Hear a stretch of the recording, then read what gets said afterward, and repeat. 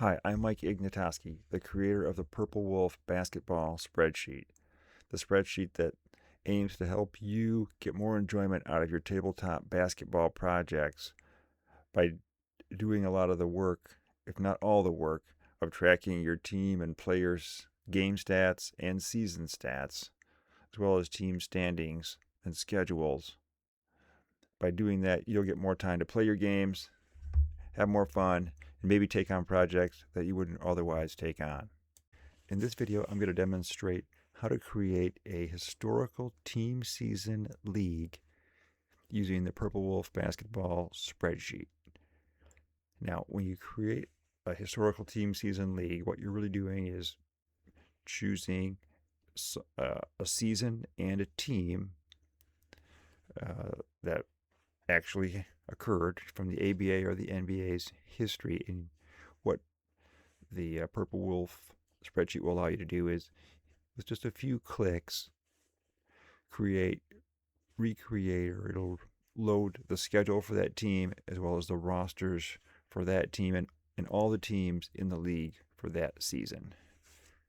It will not load each game lineup, but that will be up to you. How do you want to work that? But it will have all the rosters for all the teams. So let's see how to do that. Okay, let's get started. So once you have your PurpleWolf spreadsheet downloaded and launch it, this is what it should look like when you first run it or open it up. It'll give you this welcome message with these 4 big buttons on it. And we'll pick the green button. I guess you could pick the yellow button if you wanted to watch some of the videos. It'll take you to the YouTube page. But what we're going to do is, to create this historical league, we're going to choose the green button here. And what that does is it activates the league help worksheet. You see down here, the LG help. And it gives us this little message here that also tells us that there's 3 different kinds of leagues. And it's advising us to use this LG help sheet to guide us along.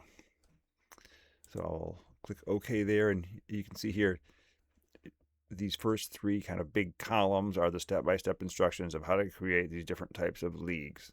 The historical team season, so where you pick a year and a team. The league season, where you just pick an entire year. Or the custom league, which is very flexible, which we won't cover that in this video. But what we're going to do is create this historical team season. I think we're going to do 1977 Portland Trail Blazers. And these first 2 steps here, and you can see here these 2 historical leagues have a lot of steps in common, so they're just listed like this. But here, just to start with a new copy of the spreadsheet, which we have. The second one is telling us to go get the basketball reference helper file, the data file, which we already have. And step 3, which is go to the league sheet or tab in PurpleWolf. So that's what we'll do next. Go down here on the league sheet and click that. And that brings us to this empty league sheet. Ooh, I guess I need to scroll over a little. And here it says where to start. Right here. Any cell in the whole spreadsheet that has these little red triangle in the upper right corner means if you hover your mouse on it, it'll show you some hopefully helpful information. So if we look at this mode, if we hover on it, it again tells us a little bit more about these 3 different types of league modes and various things about them. Similarly with other things, with the teams and such. So what we're going to do is click in this yellow box. We get this little drop down, and here are our league choices. We'll pick HTS for historical team season, because that's what we're going to do. And then you can see it kind of gives us these instructions, which are similar to the other thing, and tells us to enter the season year in the yellow year cell, which is right here. So I click OK.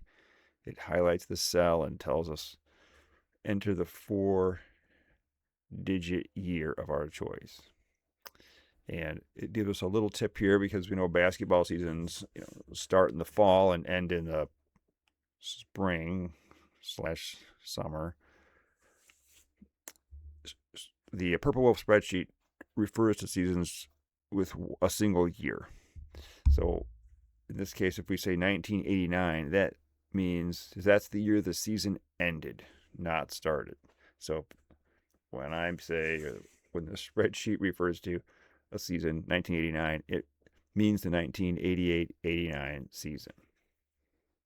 So for our example, if we wanted the 77 Trailblazers, on a lot of places it would list it as 76-77, but we would just enter 1977.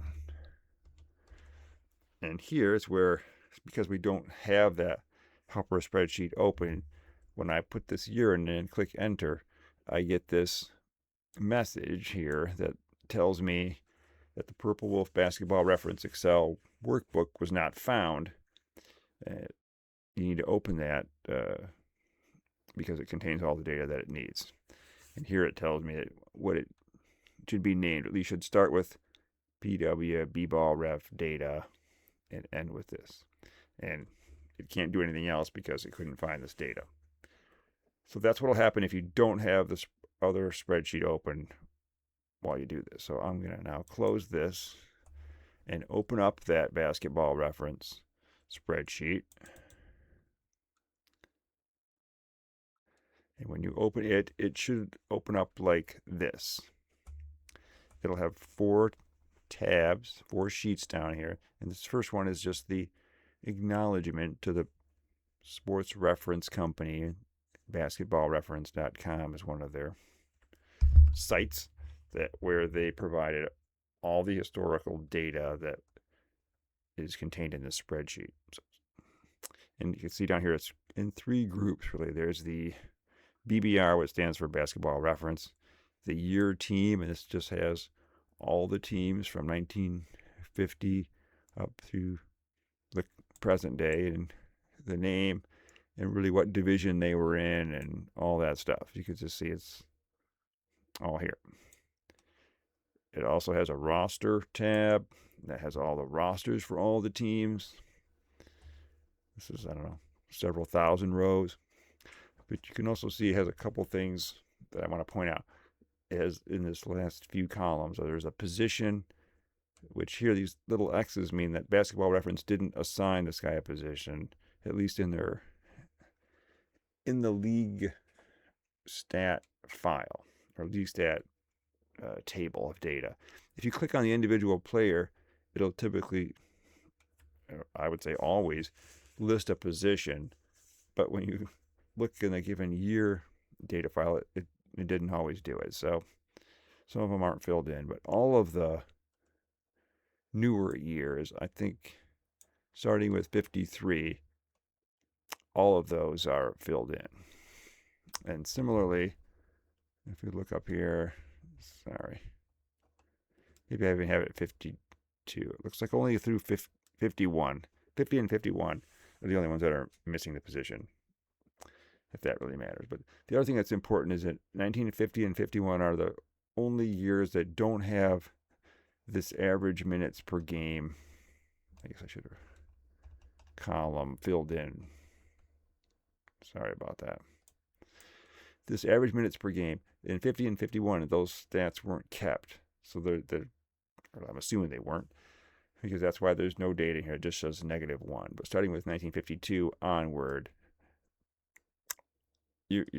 that number is filled in for every player.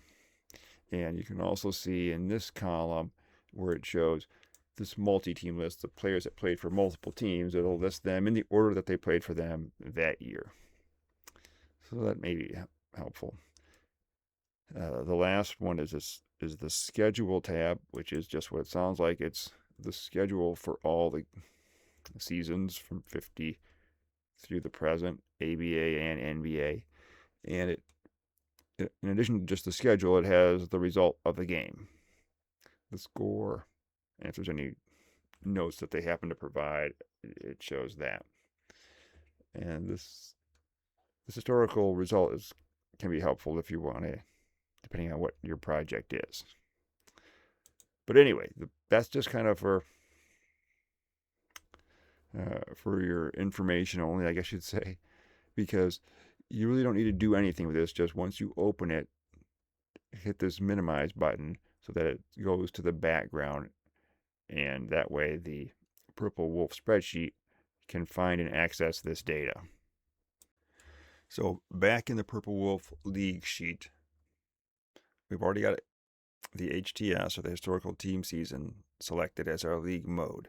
Now we'll go back to this year cell and click it again, and now we'll enter 1977, and it will list all the teams from 1977, and it tells me to pick the one that I want. So if I could pick Portland. I'll get back to this in a second. Or if I change my mind or click the wrong one by accident, I can click somebody else and it'll say, do you want to change it? Okay. Before I move on here, I want to go back to this year and pick 1972. Because what I want to show you here is when you pick something between 68 and 76, when the ABA was around, you'll get this pop-up as soon as you put in a year, and it'll say, hey, I need to know what league you're talking about. Do you want the ABA or the NBA? And you have to enter one of those abbreviations, ABA or NBA. So if I did say ABA, I think it's case insensitive, then it will list all the ABA teams from 1972. So that's something I wanted to show you. For those years where the ABA existed, you'll choose which league you want to pick your team from. But here we're going to go back to 1977, where there's only the NBA, and click our Portland Trail Blazers.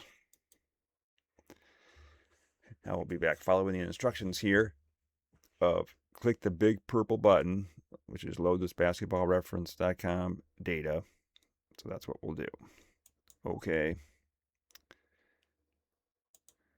Oh, before I acknowledge this, I want to say, in addition to when it shows these teams here, it also populates this conference and division information over here. So you can see here it has the conference, the Western Conference, and it has their two divisions, the Eastern Conference and their two divisions. In these divisions, it refers to as, in conferences, as the L and the R, which has to do with whether in the standings are just on the left or the right, and then these divisions. And so you can also see over here, for each team, it knows which division they're in by this L or R and a number, and that equates to these divisions over here. Okay, so now back to this.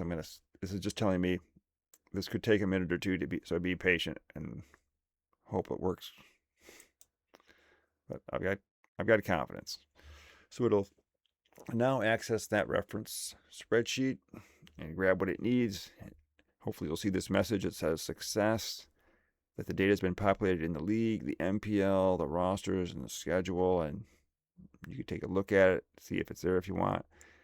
The important part here is you can now click the black Validate League Settings button on the league sheet, which is this black button right here, to help guide you through the rest of the steps. So I'll click OK. Now, like it said, if I want to look at this roster, I could just click down here on the rosters and see it's got stuff here. Similarly, this MPL, which stands for the Master Player List, has this stuff here, and it does tell you how many players are in the league at that point, how many unique players. On the difference between this MPL and the rosters is, on the MPL, a player is listed only once. But on the rosters, a player is listed for each team that they played for, so there'll be a few more rows there. Not that it really matters to you, but I'm just explaining what these two different things are. And over here is the schedule. Here is the schedule. It says for the Blazers, it only loaded the Blazers schedule because we're just choosing them, and it shows that they have 82 games here. Okay, so back to our league sheet. I'll click the league down here. And now it told me to click this Validate League button. And if I click that, it'll chirp at me and say, hey, your league ID is wrong. So that's over here. And really, it's obvious. Now, there's two of these things I need to fill in, which is what's the name of my league and what's the ID. And the name, when I click in here, just put in a name at up to 28 characters. So here, I'm just going to say this is my 77 Blazers replay. And then in my ID, this is just kind of a cryptic thing that's behind the scenes, and it really is never used unless you're going to use the spreadsheet in multiplayer mode, which in this initial version doesn't even work, but it will in the next update. And maybe when you're listening to this, it might already have that.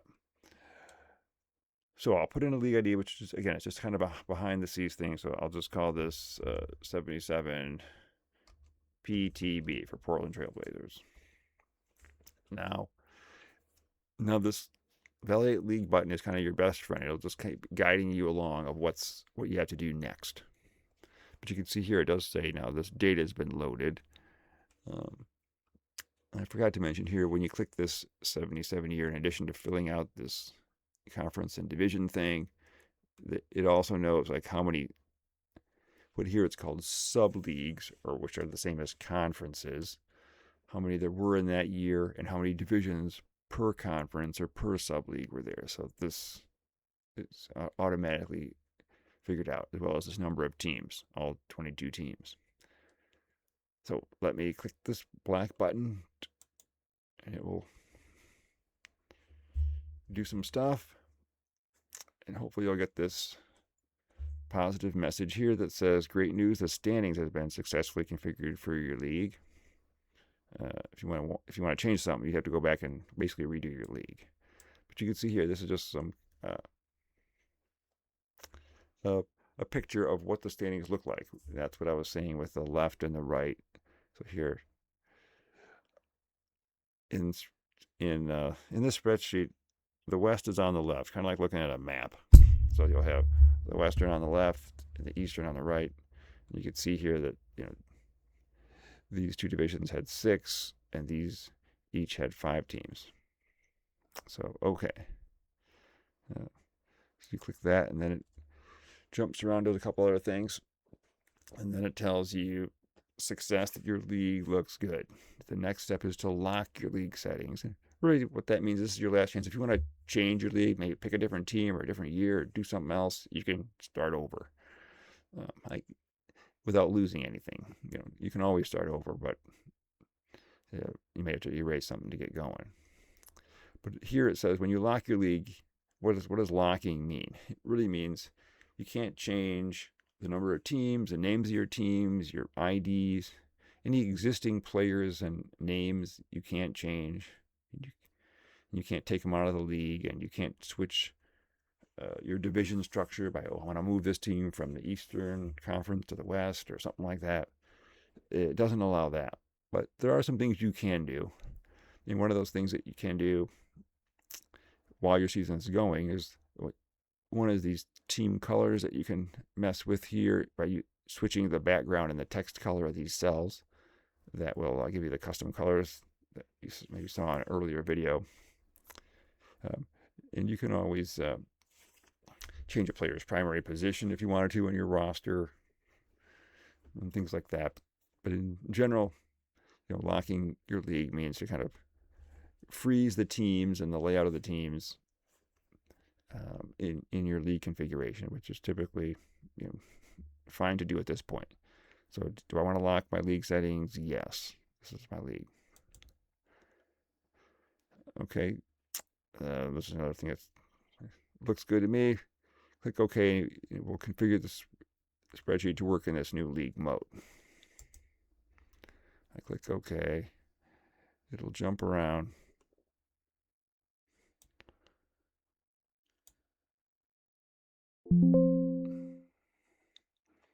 Success. Now the score sheet's been activated. Click the game ID to load it. Now, one thing I should have... Oops, I forgot to mention this.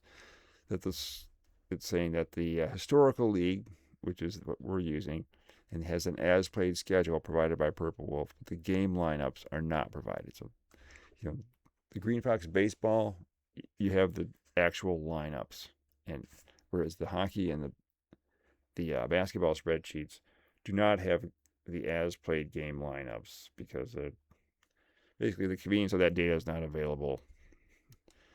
It's available one game at a time, but you can't get it for the whole season. And I'm not going to go and scrape that data one game at a time. So anyway, this is just kind of informative, and it's highly recommending here to create a default starting lineup for each team in the league. And you can do that by going to the league lineup sheet. So I'm going to click OK.